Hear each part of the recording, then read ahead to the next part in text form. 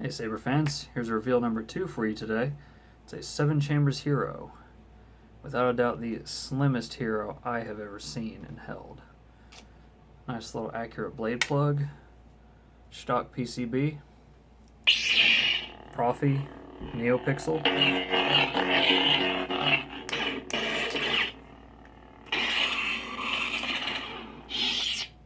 The reason I went with a custom holder for the PCB is so that I can tailor it to all of the other thin necks that have the heat-sink method. So in particular, my KR Hero, this hero, both use a recessed PCB, but the heights are the same length. That way I can use this in between both hilts.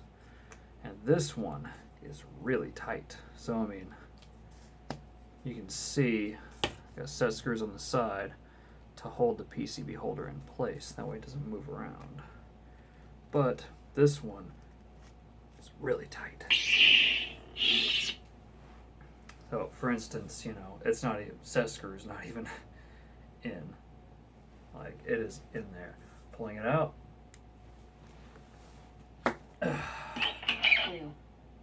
Blue. So there's our blue. You'll notice this is a photon blade. That beautiful radioactive green.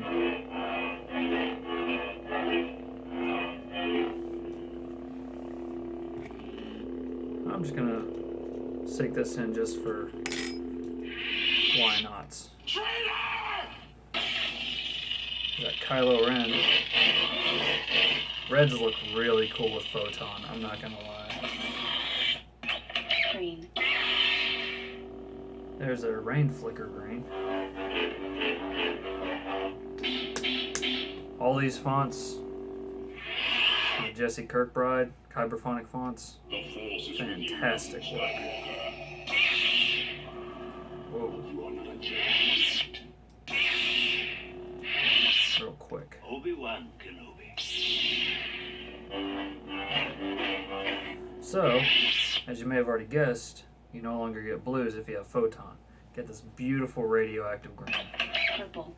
I am Pre-Vizsla. Oh, actually. We are the Death Watch, descendants of the true warrior. Battery level I am indicator. a Jedi, like my father. So this should be regular green. Yeah, it's got a little bit of flickering dark orange in there. You have failed. And this is blue.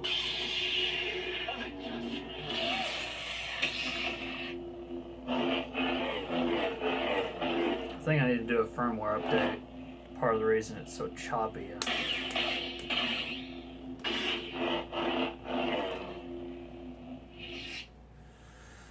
But yeah, this is the chassis from Black Lion Sabers on Shapeways.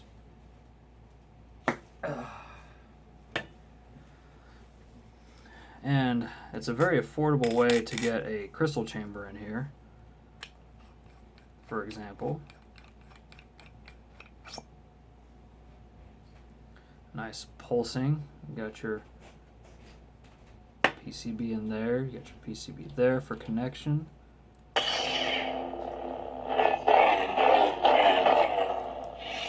Of course, that's a NeoPixel LED as well.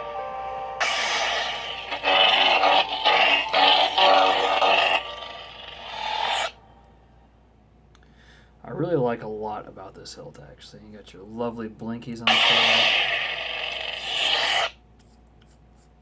Take off the pommel cap. Have access to your speaker, which pops out. Got your stock PCB. All your access in there. 1.3mm recharge port. PCB pins for the speaker and board access. And of course, I painted it up a little bit with some, what's the name of that company? It's Silver Leaf. I can't, Tamiya, maybe, no. What is that stuff? Oh well, I'll think of it later. But yeah, it's a Vecco bass speaker.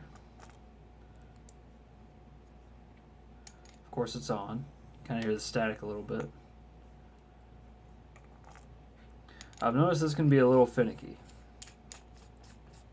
Let's see if it behaves. See, it's on. And do it a little bit.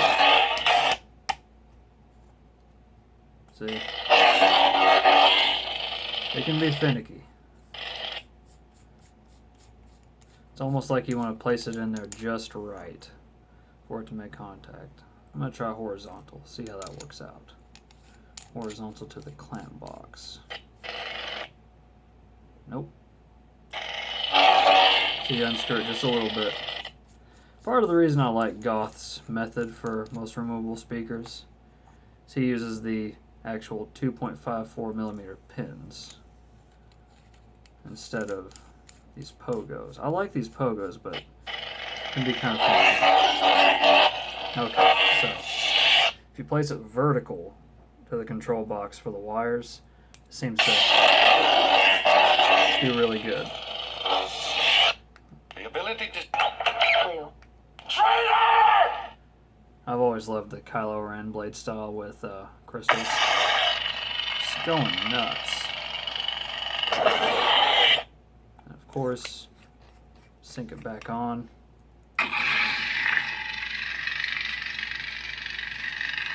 There we are.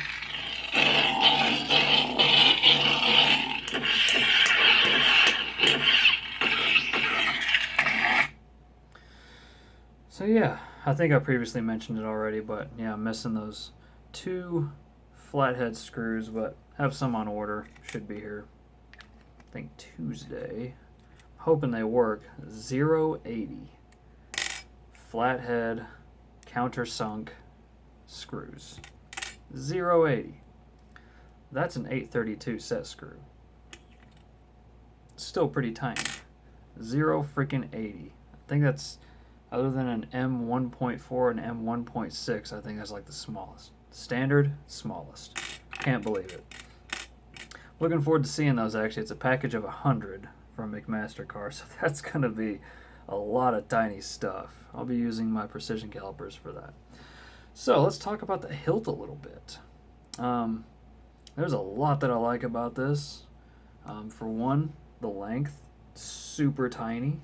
It's really tiny. I'll give my KR Sabres Hero just to compare.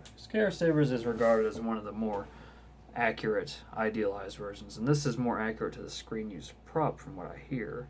So, I mean, let me get this pommel synced on a little better. There we go.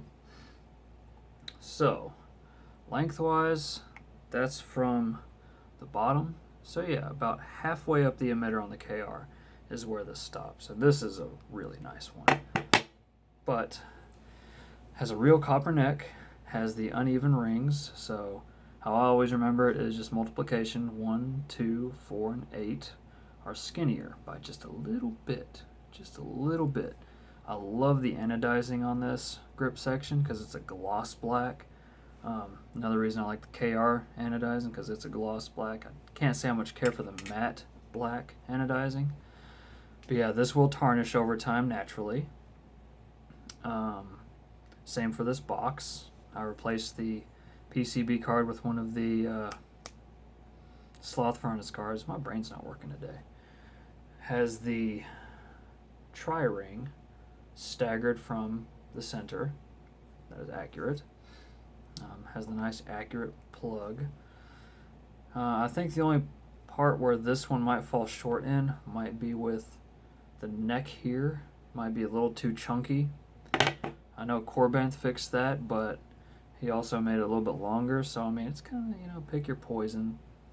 One thing I don't much care about for this control box, which is an easy thing to fix, is how they done the light venting for these. They put a hole about the size of those holes in there.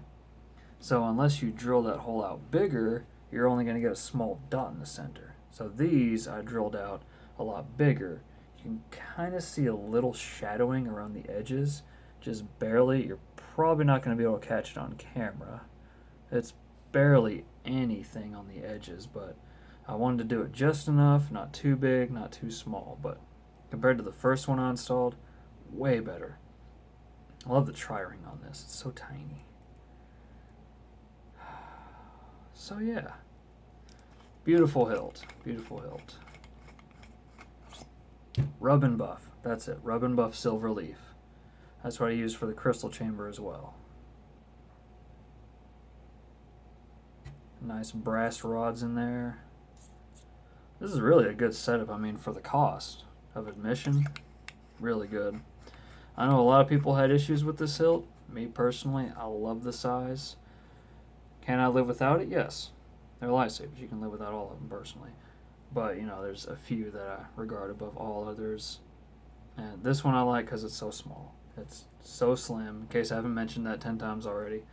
It's the slimmest hero I've ever seen. Held, owned, everything. But yeah.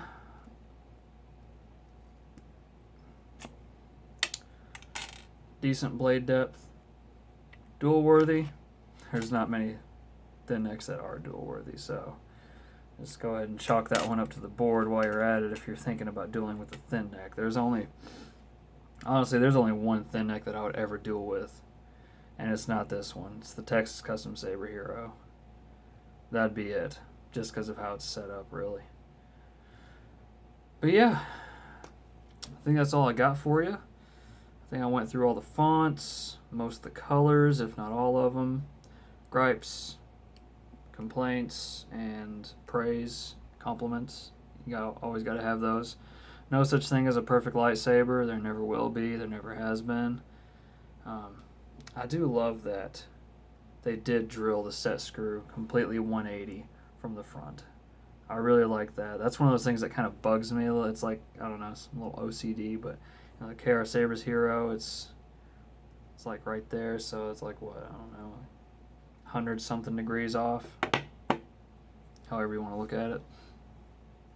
But yeah, beautiful hero. Love me a thin neck. Can't go wrong. Hope you enjoyed. Till next time, Saber fans, may the Force be with you always.